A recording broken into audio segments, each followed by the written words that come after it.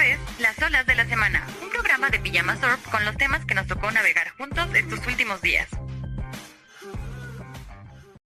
Este museo debe permanecer con su obra intacta. ¿Por qué? Porque es parte de la esencia del museo. Después de casi 6 años en silencio, el Museo Dolores Olmedo empieza por fin a dar señales de regreso. No es todavía una reapertura total, pero sí el primer paso para volver a habitar uno de los espacios más importantes del arte en la Ciudad de México. Desde La Noria, en Xochimilco, el museo anunció que a partir del 30 de mayo del 2026 estará disponible su nuevo sitio web para reservar boletos. Una fecha que funciona como promesa y como invitación para mirar de nuevo hacia el sur de la ciudad. Todo apunta a que este regreso coincidirá con el Mundial de Fútbol 2026, cuando miles de visitantes llegarán a México, y el museo buscará ofrecer algo más que arte. Una experiencia donde historia, patrimonio y naturaleza conviven. La Hacienda Noria fue hogar de Dolores Olmedo hasta el 2002, y esta vez vuelve a activarse poco a poco, entre exposiciones puntuales y anuncios medidos. El museo recuerda que su fuerza no está solo en su colección, sino en el vínculo profundo entre el arte, la memoria y el lugar que lo sostiene.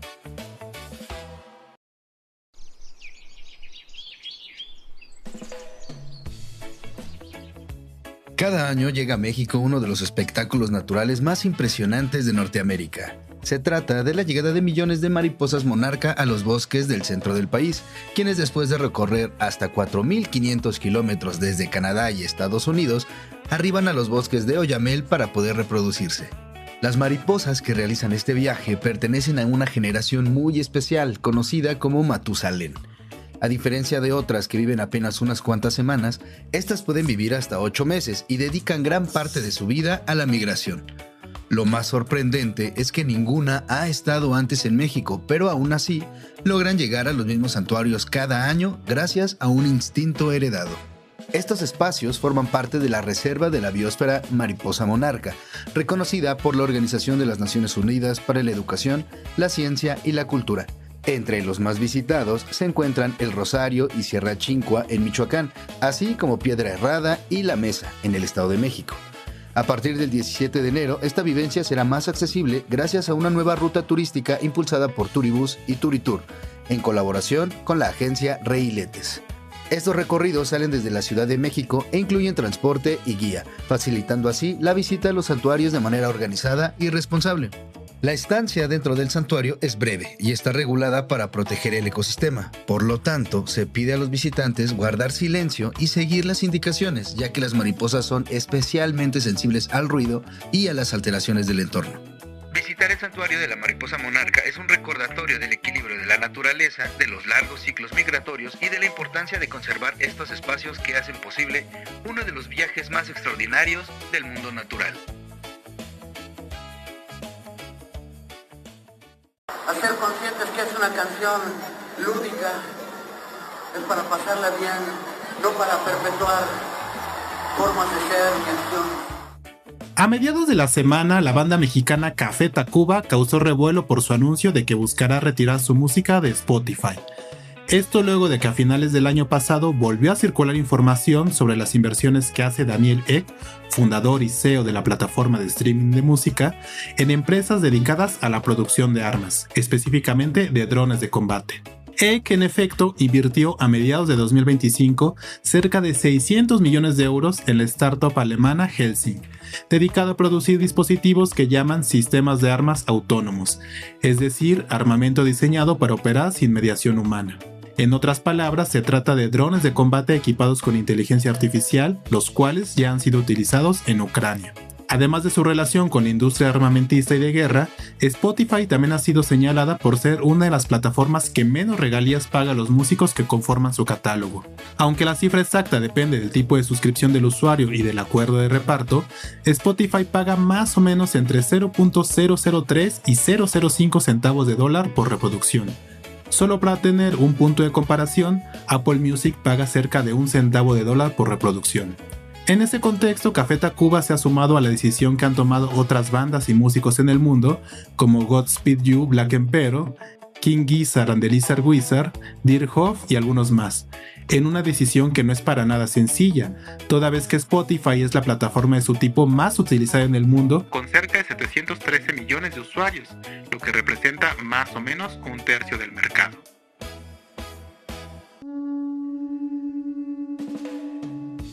A veces la historia no se busca, aparece. Sale del suelo mientras se cava una zanja, cuando la tierra cede y deja ver lo que lleva siglos en silencio. Eso fue lo que ocurrió en San Pedro Jaltepetongo, en una región de la Cañada de Oaxaca, cuando un grupo de albañiles encontró, en plena jornada de trabajo, vestigios que podrían pertenecer a una tumba de origen mixteco. Entre la tierra surgieron vasijas policromadas, piezas de cerámicas completas, cuentas de oro y restos funerarios que apuntan a un entierro de relevancia ritual. Un hallazgo que no solo sorprendió a la comunidad, sino que activó de inmediato la atención del Instituto Nacional de Antropología e Historia. Especialistas ya analizaron los restos y podrían tener alrededor de 800 años de antigüedad, en una zona reconocida históricamente como punto de encuentro entre culturas mixtecas y cuicatecas. Más allá del descubrimiento, el gesto importa. Los vestigios fueron resguardados y reportados por la propia comunidad. En un estado donde la tierra guarda innumerables capas de memoria, lo ocurrido en Jaltepetongo recuerda algo esencial. Bajo Oaxaca, la historia sigue viva, esperando a ser cuidada antes de ser explotada.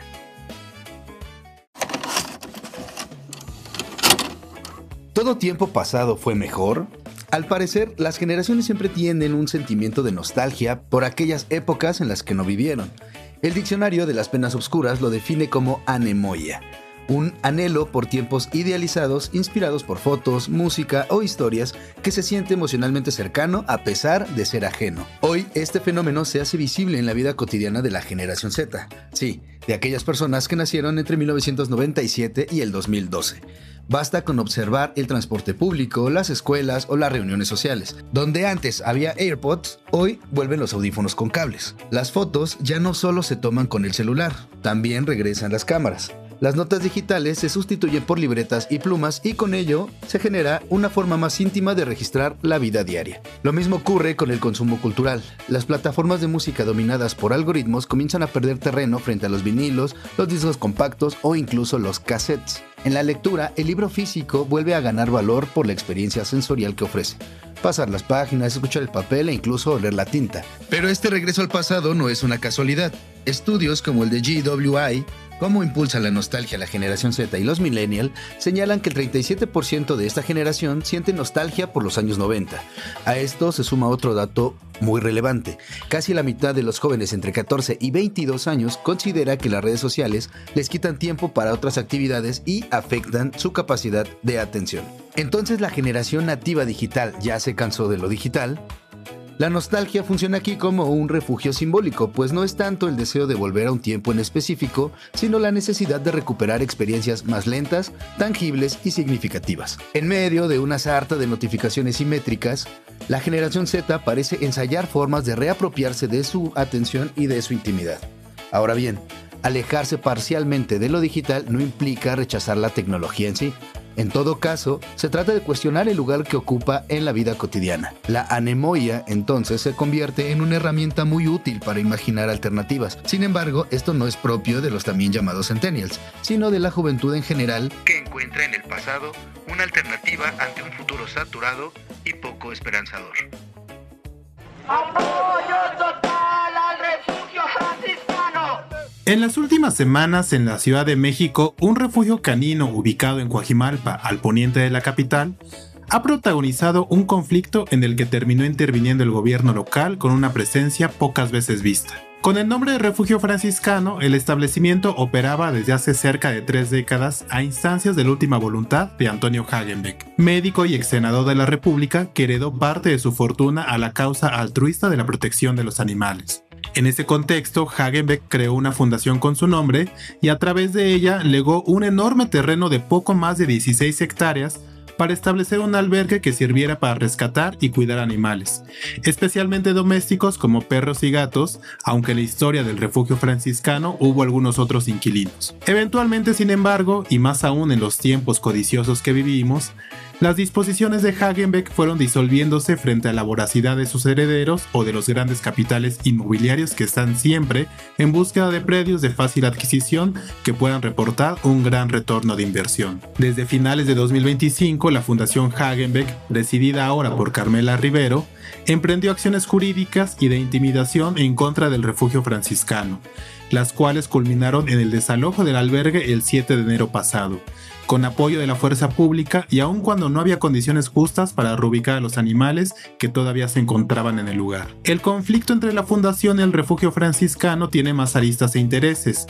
y no solo legales. Nuestro colaborador Luis G. Pérez ha escrito un análisis de la situación que ya está publicado en pijamasort.com para quien le interese profundizar en el tema. Entre otros aspectos, en el artículo se cuestiona que un terreno de dicha extensión y en la zona antes mencionada de gran plusvalía se haya vendido supuestamente por la ínfima, cuando no ridícula cantidad de 650,000 pesos. Como dice Luis G. Pérez en su artículo, el problema se ha salido de control, pasando de ser un pleito entre particulares a una desagradable muestra de lo lejos que ha llegado la corrupción en esta ciudad, donde el cártel inmobiliario ha cambiado de agentes, afectando esta vez a indefensos que creían haber encontrado un hogar.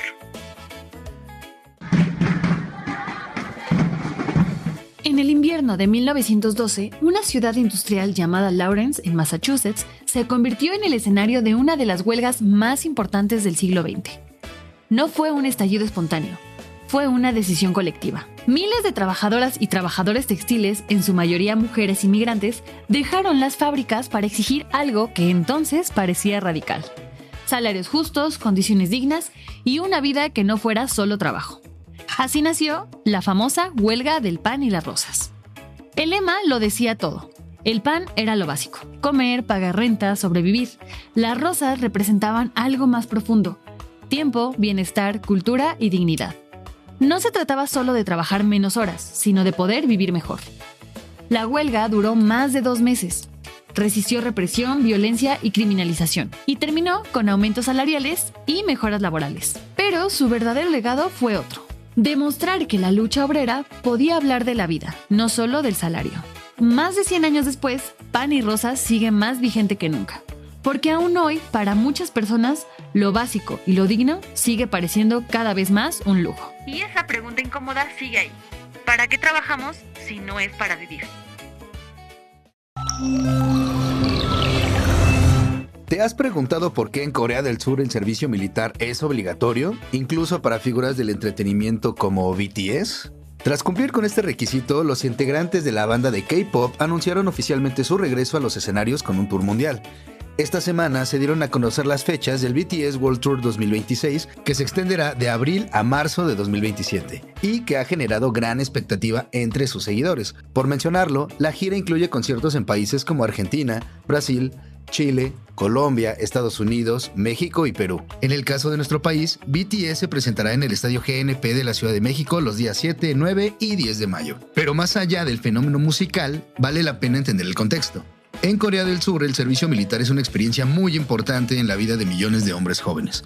La raíz de este sistema se encuentra en la Guerra de Corea, que ocurrió entre 1950 y 1953, y terminó con un cese al fuego, pero nunca con un tratado de paz, por lo que técnicamente continúan en guerra. Esto dejó a la península dividida en 2 estados con ideologías opuestas y una de las fronteras más militarizadas del mundo. Por eso el servicio militar funciona como una estrategia permanente de seguridad nacional. En Corea del Sur, cumplir con el servicio militar es considerado un honor y un rito de paso que influye en las trayectorias personales y profesionales, incluso en industrias tan visibles como la del entretenimiento.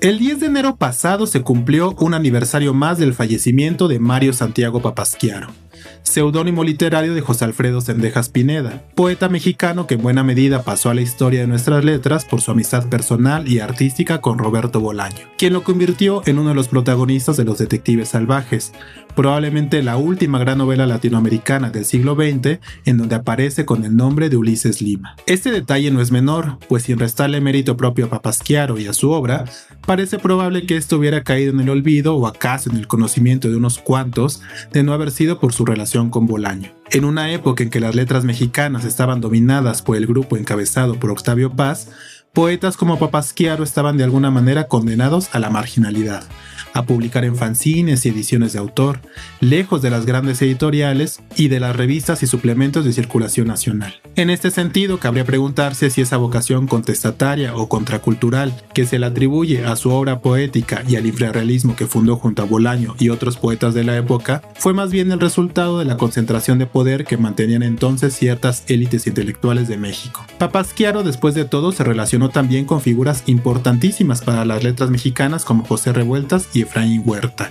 y más adelante en su vida coincidió con Juan Villoro en el taller de cuento del ecuatoriano Miguel Donoso Pareja. Pese a ello, fue solo muchos años después y gracias a la novela de Bolaño que su poesía obtuvo un cierto gesto de reivindicación. Entre otras, las editoriales Almadía y el Fondo de Cultura Económica han publicado compilaciones de sus poemas. Almadía en un tomo titulado Arte y Basura, con selección y prólogo del también poeta Luis Felipe Fabre, en una edición hoy inconseguible publicada en 2012. Y el Fondo, por su parte, publicó en 2008 Jeta de Santo, antología poética 1974 a 1997. Curiosamente, a iniciativa de la filial en España de la editorial. Este es un ejemplo de su poesía, un fragmento breve de uno de sus poemas más famosos. Consejos de un discípulo de Marx a un fanático de Heidegger. La realidad parece de mica de miniatura escala, pero también tus párpados, tu percepción y su camisa de fuerza. La materia, la energía y el ánimo para meter tu lengua entre su lengua. Este es un día insólito, vibrante, cotidiano, anónimo, terrícola más no poder, como solemos decir. Los días de fiesta durante los cateos cada vez más frecuentes de las casas, el miedo te ilumina el estómago y te lo quema. No hay angustia ahistórica. Aquí vivir es contener el aliento y desnudarse. A medio camino entre la generación beat y la poesía de fin de siglo, es cierto que estos versos no son precisamente los más amables para el lector. En cierta forma, la poesía de Papasquiaro requiere un trabajo de desciframiento, del que no está exento el conocimiento de la tradición poética mexicana y estadounidense de la segunda mitad del siglo XX. O quizás su recepción también depende simplemente de dejarse llevar por el movimiento que sus palabras convocan, ese vaivén sin sentido y sin embargo profundamente vital, como el relámpago o la tormenta, el infortunio o el golpe de suerte. Si me marginan porque escribo cosas intolerables, entonces las haré más intolerables, escribió alguna vez Papasquiaro. Esto fue Las Olas de la Semana, un programa de la redacción de Pijama Surf y producido por Jonathan Zarate. Si te gustó, comparte y nos vemos a la próxima.